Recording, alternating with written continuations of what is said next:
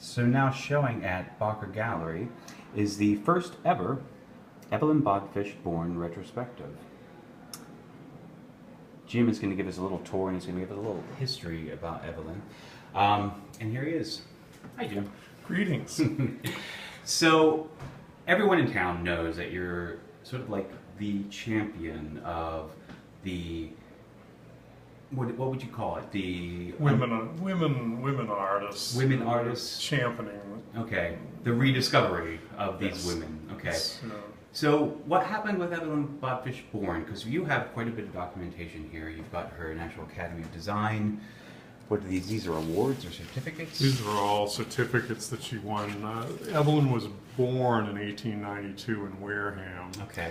And she obviously went to school in New York. Well, when she was 3 months old, this was in July that she was born. Okay. So her father was a successful illustrator in New York City and exhibited at the National Academy. Oh, that's right. We actually had an item in our online auction. That was it kind of played into the fact that she would wind up studying for years at the National Academy of Design. Fantastic. 1912, okay. 1913, 1914, she won various prizes. Okay. Basically moved back permanently to Massachusetts, to Wareham. Okay. I think she married in 1918. Yeah. Okay. When she married her husband John. Okay. And he bought a house in Buzzards Bay in 1920. Okay. And they basically settled over there. Down there. And now in 1920, Wareham seems pretty far away from Provincetown, and yet we now know we have this incredible record of Evelin Bourne exhibiting at Provincetown for like 30 years, starting in the 20s. Started, 1923. And okay. You can see just from so the chain of events, these are the Pam records. Yeah, so she starts up here. In 1923 through the 20s, the real women pioneer. In 1953, and of course she died in 1954. Is it common for somebody to have exhibited so consistently for that long? She clearly loved it here, and she formed a great friendship with Blanche Lozelle and Dorothy Loeb.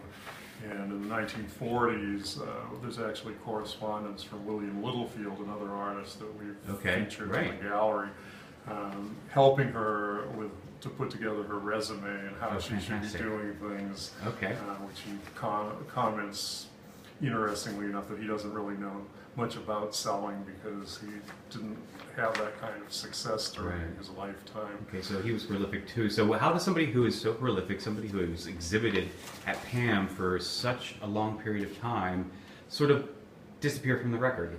Well, I think that when the family kind of deals with the mourning and the whole thing, somehow there's a whole period where I think that they're so emotionally attached that they don't necessarily even think about continuing. Or in the 50s when this happened, Margaret Patterson died in 1950, and her work didn't get rediscovered until much later. In the same way, Evelin Bourne, kind of in this situation.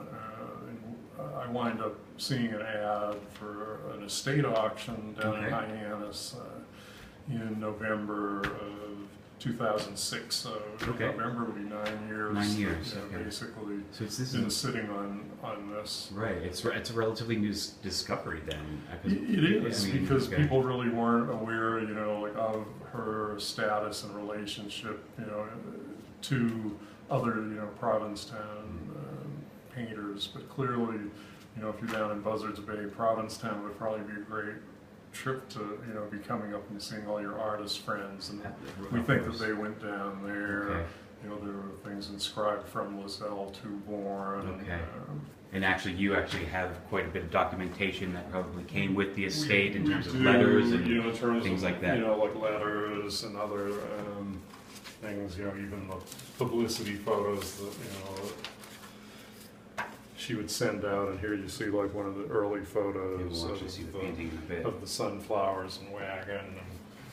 some Okay, really so this is gorgeous remarkable. drawings. So if we're talking about people, everyone has heard about the Edith Lake Wilkinson story and the HBO documentary, and in here it's sort of ironic because Evelin Bourne started exhibiting right at the point that Edith was at her peak. At her peak, okay. So this is all the same period, okay. She was Fantastic. institutionalized. So amazing. It's clear that many stories of women who just kind of intertwining. Gotcha. So Jim's going to just take us on a little bit of a tour. Should we just go ahead and start Sure. here then? Why not? We have a picnic. Probably a study relating to one of her major paintings. Right. Okay. Again, you saw like a little sketch of and it. There's actually the study here for it there. Yeah. Great. So she did circus things? She did. Well, we actually think that this actually may have been done in Martha's Vineyard, apparently. Okay. Where she also went to, we have the other carousel horse. Carousel I think horse it's there. dated 1939. Okay, fantastic. One of the things that becomes really clear is her love of her garden and her animals. They had a beautiful farm down in Buzzards Bay. Cat and costume, cat and yucca. In the cat kind of frequently appears, Okay. with Evelyn by the stove. Okay. We have those, llamas. Llamas. And, her trips up to Provincetown where she did And these this kind is- of wonderful. These are probably from, the 20s. And these are that gorgeous. beginning time Just period, wonderful the watercolors. beginning of the telephone lines, and the Right. boats in the harbor. Okay. A view, garden with the sunflower. Okay, And and again, there is that there's the painting from 1938, okay. And the that's wagon with the sunflowers. Buzzards Bay, you think? Yes, Okay. I believe that it is. Okay. 'Cause you don't really get that topography here. Right. And then we have this entire wall of oils. Oils, and you hear kind of a wonderful, you see 1912 morning, October 1st, 5 pounds, 6 ounces, Evelin Bourne So I fish. just love And, this painting. It's gorgeous. And probably from the National Academy, very Okay. traditional portrait from probably 1912, Portrait of the 1913. artist as a young man. That's And gorgeous. probably someone in her class. Yeah, someone said he looks like Matt Damon. A little bit. Again, the love for the flowers and the tulips. Can I ask you, because we had a still life show, and a lot of people say her palette's really dark. Can you just explain what that's about? Is it the age, the I think years? it's kind of this mean, period, this period? in a way, people had described some of the still lives as being very reminiscent of Thomas Hart Benton Okay. in this regional kind of thing that, Okay. had kind of a darkness to it. I mean, you get a little bit of it in this very early Right, I landscape. see. Okay. And then, of course, you see like an influence of another great Provincetown painter, Ross Moffat, in this Yeah, that's winter beautiful. scene. Just the brushwork Right. is amazing. And by the 50s, she's kind of moving into. She did this series of like aquatic and Right. underwater. I love just it. clearly fascinated by nature. Right. Okay. See any of those on the swim? I see them all the time. Again, the yellow rose is a beautiful example of still life and how her art had kind of changed by 1952. Right. When we had the still life show, and we were going to the mandolins over here. This So is a nice early one. nice early one. Picasso kind of related. But what was also very clear then, which I hadn't even noticed, you had pointed out the similarities between the paintings. What was it?